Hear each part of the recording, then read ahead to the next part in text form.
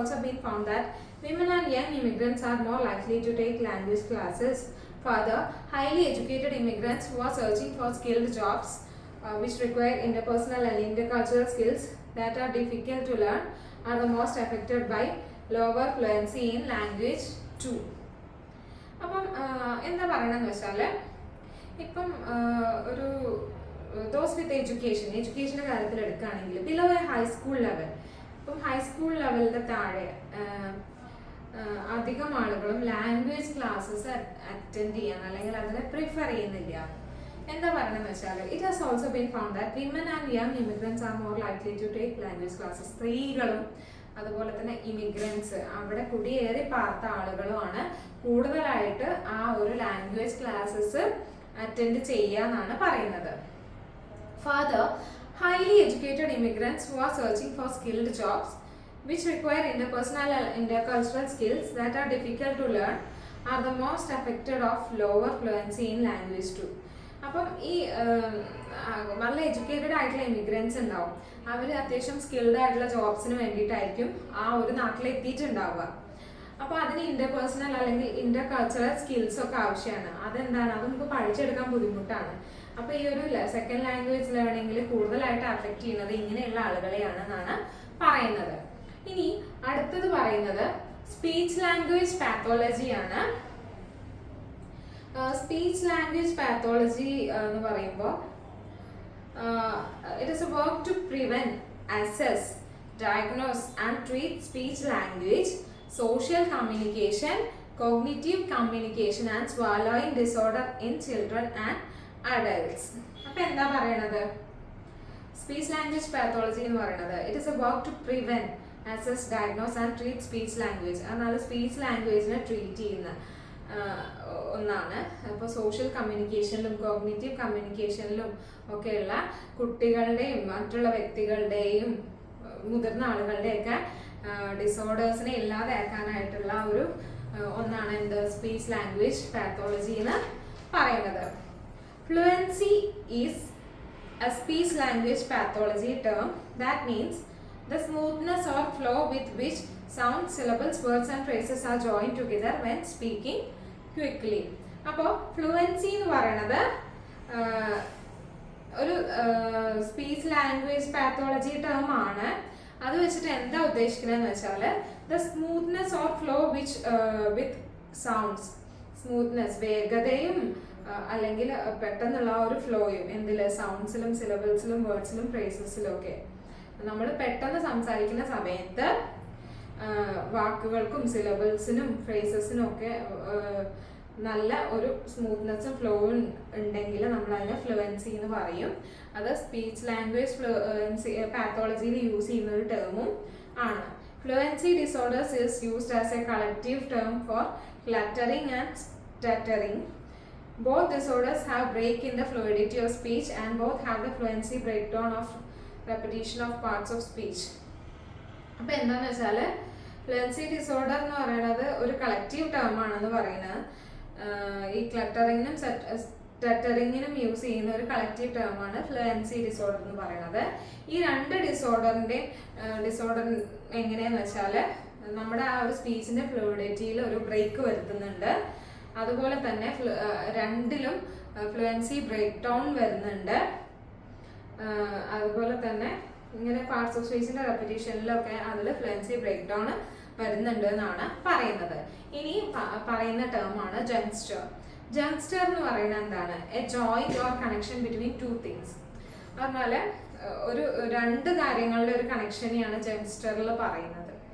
In linguistics is the manner of moving or transition between two successive syllables in speech. എന്താണ് syllable എന്ന് പറയുന്നത്? Syllable it's a part of a word that contains a single vowel sound and that is pronounced as a syllable is the manner of moving between. It's a part of word that contains a single vowel sound. It's a part of word that contains a single vowel sound and that is pronounced as a unit. അതാണ് syllable അല്ലേ. Juncture എന്ന് പറഞ്ഞു a join or connection between two things. Syllables എന്താണ്, a part of a word that contains a single vowel sound. വാക്കിന് ഒരു ഒറ്റ vowel സൗണ്ടേ ഉണ്ടാവുള്ളൂ. അതൊരു യൂണിറ്റ് ആയിട്ടാണ് പ്രൊനൗൺസ് ചെയ്യുക. Juncture refers to breaks or pauses in speech that indicate words or other grammatical units. Juncture എന്ന് പറയുന്നത് എന്താണ്? It refers to breaks or pauses in speech. Pause എന്നാൽ സ്പീച്ചിലുള്ള ബ്രേക്ക് അല്ലെങ്കിൽ പൗസിനെയാണ് ജങ്സ്റ്റർ എന്ന് പറയുന്നത്. That indicate words or other grammatical units. അത് എന്തിനെയാണ് indicate ചെയ്യുന്നതെന്ന് പറയുന്നത്? വാക്കുകളെയോ അല്ലെങ്കിൽ മറ്റ് ഗ്രാമാറ്റിക്കൽ യൂണിറ്റ്സിനെയാണ് ഇൻഡിക്കേറ്റ് ചെയ്യുന്നതെന്ന് നമ്മൾ പറയുന്നുണ്ട്. An important type of juncture is the suprasegmental phonemic unit means of which a listener can distinguish between two otherwise identical sequence of sounds that have different meanings. അപ്പോൾ ഒരു സുപ്രാ segment ഒരു ഏറ്റവും important ഒരു പ്രധാനപ്പെട്ട type of ജങ്സ്റ്റർ എന്ന് പറയുന്നത് സുപ്രാ segmental ഫോണീമിക് Q ആണ്. അത് വെച്ച് എന്താ പറയണമെന്ന് വെച്ചാൽ listener can distinguish two otherwise identical sequence of sounds that have different meanings. അത് പറഞ്ഞാൽ ഒരേപോലെ ഉള്ള ഒരു ഐഡന്റിക്കൽ ആയിട്ടുള്ള സീക്വൻസ് ഓഫ് സൗണ്ട് ആണ്, പക്ഷെ അതിന് മീനിങ് വേറെ പറയാം. നമ്മൾ തുടക്കത്തിൽ തന്നെ പറഞ്ഞിട്ടുണ്ടായിരുന്നു ഈ ഒരു യൂണിറ്റിന്റെ തുടക്കത്തിൽ അല്ലെ, speech features and grammar and pronunciation. ഇപ്പോൾ ലിവും ലൈവും ഒക്കെ പറഞ്ഞില്ലായിരുന്നു. അതേപോലെ തന്നെ ഒരു എന്താ പറയാ, ഏകദേശം ഒരേപോലെ സൗണ്ട് ചെയ്യുന്ന വേർഡ്സ് ആയിരിക്കും, പക്ഷേ അതിന്റെ മീനിങ് എന്തായിരിക്കും? ഡിഫറെന്റ് ആയിട്ട് വരും അല്ലെ. Phonetic boundaries used to demarcate words or other grammatical units are known as junctures. അപ്പോൾ junctures-ന് പറയുന്ന മറ്റൊരു ഡെഫിനിഷൻ ആണ് phonetic boundaries used to demarcate words or other grammatical units. So there are several places in English that are distinguishable in this way. That's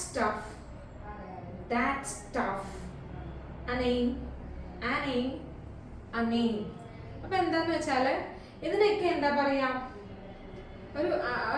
ഒരു identical ആയിട്ടുള്ള ഒരേ similar ആയിട്ട് sound ചെയ്യുന്നുണ്ട് അല്ലെ, പക്ഷെ എന്താണ് മീനിങ് ഡിഫറെന്റ് ആണ്. That's tough, a name.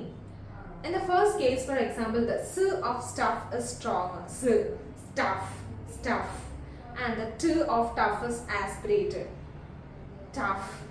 Appo endha aspirate means endana oru tough. Appo nammal onu just onu breathe eduthitana. Appo aa t tough pronounce cheyumbo manasilavum. So endha parayanathu, there are several phrases in English that are distinguishable in this way. That's tough and that's tough. A name. So the s of stuff is stronger and the t of tough is aspirated. So it can be said as a relationship between one sound and the sounds that immediately precede and follow it. How do we differentiate between the sequences in connected speech? അപ്പോൾ ഇത് എങ്ങനെയാ പറയാന്ന് വെച്ചാൽ the relationship between one sound and the sounds that immediately precede and follow it.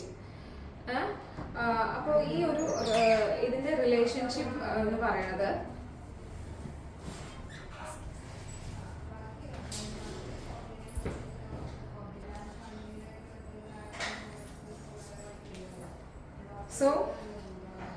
the relationship between one sound and the sounds that immediately precede and follow it. How can we differentiate between the sequences in connected speech? അപ്പം നമുക്ക് ഈ ഒരു connected സ്പീച്ചിലെ ഈ ഒരു സീക്വൻസിനെ എങ്ങനെയാണ് differentiate ചെയ്യാൻ കഴിയുക? ഇപ്പം നിങ്ങൾ നോക്കുക കേട്ടോ, ice cream and ice cream and ice cream. If we say that, it is because phonetically they are realized as ice cream and ice cream. We are saying that there is a phonetic contrast between k and k, which doesn't exist when we look at words in isolation. Note that I in ice is shorter than in first person pronoun and I, as it is followed by the voiceless alveolar fricative and the later is an open syllable. If you look carefully at the images, the k is the white space. You will see that the pronoun I is longer. അപ്പോൾ ഈ ഒരു ഫോണീമിക് contrast between the ക and ക sound. അപ്പോൾ എന്താണ് നമുക്കത് means അതൊരു differentiate ചെയ്യാനൊന്നും കഴിയുന്നില്ല അല്ലേ. Not that I in eyes is shorter than in first person pronoun as it is followed by a voiceless alveolar fricative. Voiceless alveolar fricative എന്ന് പറയുമ്പോൾ fricative consonant pronounced with the tip or blade of the tongue against the alveolar ridge just behind the teeth. അപ്പോൾ നിങ്ങൾ ശ്രദ്ധിക്കാം, ice ice. അപ്പോൾ എന്താണ് നമ്മൾ ഈ ഒരു ടങ്ങിൻ്റെ ആ ഒരു ടിപ്പില്ലേ, ആ ഒരു ടിപ്പ് നമ്മളെ ടീത്തിൻ്റെ ബാക്കിലുള്ള മീൻസ് ടീത്തിൻ്റെ ജസ്റ്റ് ബാക്കിലുള്ള ആ ഒരു മീൻസ് ആൽവിയോള റിഡ്ജിൽ തട്ടുന്നുണ്ട്. നിങ്ങളത് പ്രൊനൗൺസ് ചെയ്യുമ്പോൾ മനസ്സിലാവും.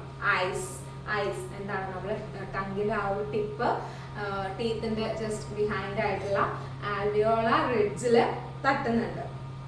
And the later is an open syllable. പിന്നെ പറയുന്നത് എന്താണ്, ഒരു ഓപ്പൺ സിലബിൾ ആണ്.